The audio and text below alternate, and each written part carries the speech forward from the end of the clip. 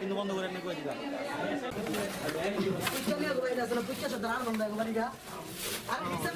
লোক ছিল ভিডিও করে লাও জানাও না আমার ফোন দেখি ভাই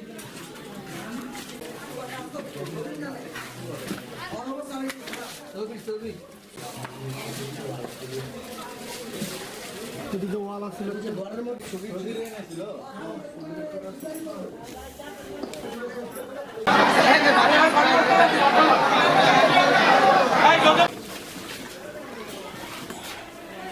আচ্ছা ভাই আপনি আইনে ফোন দিয়ে ওই জায়গায়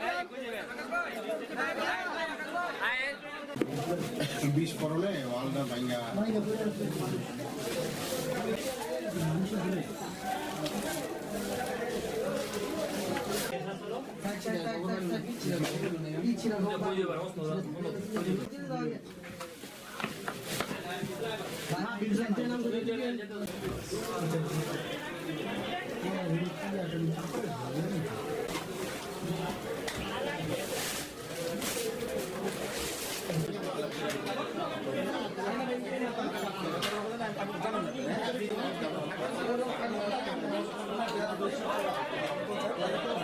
লাইনে গ্যাস লিকেজ ছিল।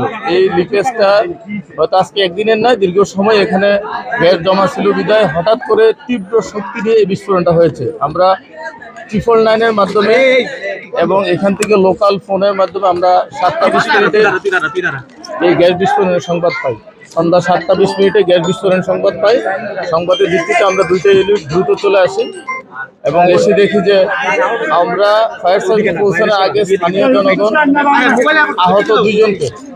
আহত দুজনকে ঢাকা মেডিকেলে পৌঁছে দিয়েছে এবং তারা কিছু কিছু জায়গা হচ্ছে ফ্র্যাকচার হয়ে গেছে আমি শুনতে পেয়েছি। যেহেতু আমরা পাই নাই, দেখি নাই, এদেরকে স্থানীয়ভাবে হসপিটালে প্রাথমিক চিকিৎসা দেওয়া হয়েছে।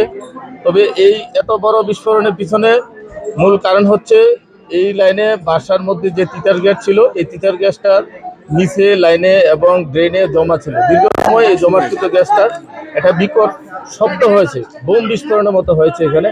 তো এই শব্দের কারণে এই নিচে দেখেন ভবনের অনেকগুলি আপনার ওয়াল ভেঙে পড়েছে। 500 একটা বিল্ডিংয়ের 3 তলা 4 তলা নিচতলা 2 তলা পর্যন্ত গ্লাসগুলো সব ভেঙে রাস্তায় পড়েছে।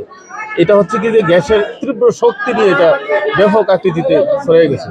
মূলত হচ্ছে যে এটা এখানে নিচে জুটের অনেকগুলো গোডাউন ছিল, আমরা দেখতে পাচ্ছি জুটের মধ্যে কোনো আগুন আছে কিনা। যদি এখানে অগ্নি সংঘটিত হয় তো তাহলে আরো ক্ষয়ক্ষতির মাত্রা ব্যাপক আকৃতিতে বৃদ্ধি পেত। তো আমরা বলবো ফায়ার সার্ভিস থেকে যে আপনারা নিয়মিত এই গ্যাসের লাইনগুলো পরিচালিত করবেন। এই ছোট লিকেজ থেকে আপনার পুরো নিচতলার একটা গ্যাসের চেম্বার তৈরি হয়েছিল। এই গ্যাসের চেম্বার থেকে বিকট বিস্ফোরণে এই আপনার দুর্ঘটনা ঘটেছে।